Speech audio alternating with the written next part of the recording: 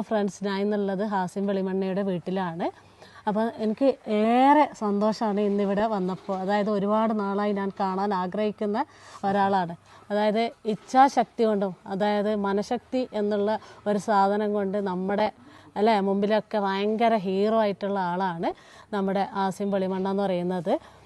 ഒരുപാട് നിങ്ങൾ കണ്ടിട്ടുണ്ടാവും, പാരാ സ്വിമ്മിങ്ങിലൊക്കെ ഒരുപാട് മെഡലൊക്കെ കിട്ടിയിട്ടുണ്ടല്ലേ. ഇപ്പോൾ ലാസ്റ്റ് എവിടെയായിരുന്നു പോയിരുന്നത്? ഹൈദരാബാദ്. അപ്പോൾ അവിടുന്ന് ഗോൾഡ് മെഡൽ കിട്ടിയല്ലേ? Gold medal. അതിനു മുമ്പ് എവിടെയാ പോയേ? സിംഗപ്പൂർ. ഒരുപാട് വിദേശ രാജ്യങ്ങളിലൊക്കെ ഇങ്ങനെ പരിപാടിക്ക് പോയിട്ടുണ്ട്. എനിക്ക് അതിൽ ഏറ്റവും ക്രേസ് ആയിട്ടുള്ള കാര്യം നമ്മളെ മെസ്സിനെ കണ്ടില്ലേ? അത് ഭയങ്കര എൻ്റെ മനസ്സിൽ എനിക്കും ഭയങ്കര ഇഷ്ടമാണ് മെസ്സിനെ.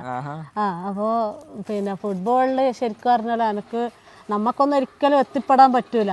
പക്ഷെങ്കിൽ ഹാസിം ആ ഒരു മെസ്സിയെയും കണ്ടു. അങ്ങനെ എന്താണെന്ന് വെച്ചാൽ നമുക്ക് ലക്ഷ്യം വെച്ചാൽ എന്ത് കാര്യങ്ങളും നമുക്ക് നേടാൻ പറ്റും. അതാണ് ശരിക്കും അതിൻ്റെ ഉദാഹരണമാണ് നമ്മൾ ഹാസിം എന്ന് പറയുന്നത്. അപ്പോൾ ഒരുപാട് മെഡലും കാര്യങ്ങളും ഒക്കെ കിട്ടിയിട്ടുണ്ടല്ലേ? അപ്പോൾ എവിടെയാണ് സ്കൂളിലെ പഠിച്ചതൊക്കെ? എവിടെയാണോ? വെളിമണ്ണ. 7 വരെ പഠിച്ചത് വെളിമണ്ണ സ്കൂളിലായിരുന്നു. പിന്നെ 8ഉം 9ഉം പഠിച്ചിട്ടില്ല. 10ാം ക്ലാസ്സൊക്കെ നേരെ എലച്ചിൽ വക്കോലി എന്ന് പറഞ്ഞിട്ടുള്ള MG ഹയർ സെക്കൻഡറി സ്കൂളിലാണ്. പിന്നെ ഇപ്പോൾ പഠിച്ചുകൊണ്ടിരിക്കുന്നത് മുക്കം നീലേശ്വരം ഹയർ സെക്കൻഡറി സ്കൂളിൽ. ഇപ്പോൾ +2 ചെയ്യുന്നുണ്ടല്ലേ? അപ്പോൾ പഠനത്തിലൊക്കെ എങ്ങനെയാണ്? ഇതുപോലെ തന്നെ എന്താ പഠിക്കാനുള്ള ആ ഒരു ഇതുണ്ടല്ലോ അല്ലേ? സ്കൂളിലധികം പോയി കുറവാണ്. പരിപാടി അധികം കോമ്പറ്റീഷനൊക്കെ ഉണ്ടാവും അല്ലേ?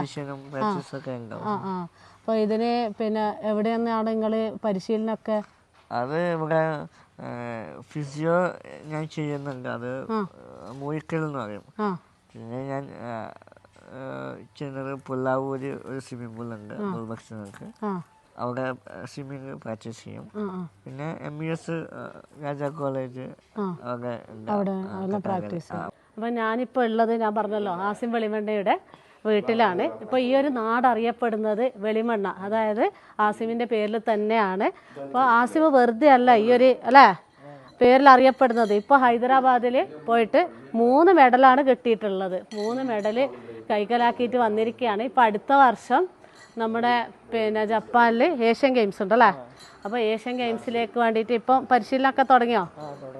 തുടങ്ങുന്നേ ഉള്ളൂ. അപ്പോൾ അടുത്ത ഏതായാലും ഇന്ത്യയുടെ ഒരു അഭിമാനമായിട്ട് ഏഷ്യൻ ഗെയിംസ് വാങ്ങിയിട്ട് വരട്ടെ എന്ന് ആശംസിക്കുകയാണ്.